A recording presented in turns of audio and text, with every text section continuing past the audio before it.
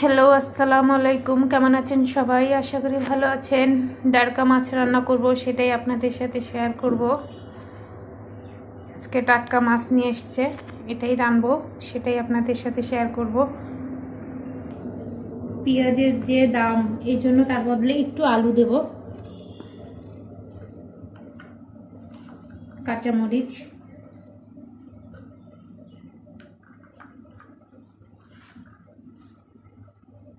রসুন, পেঁয়াজ একসাথে,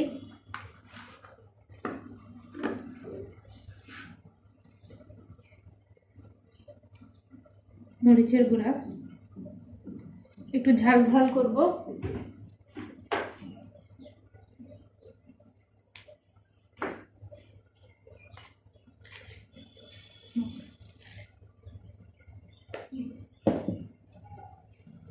আর খুব বেশি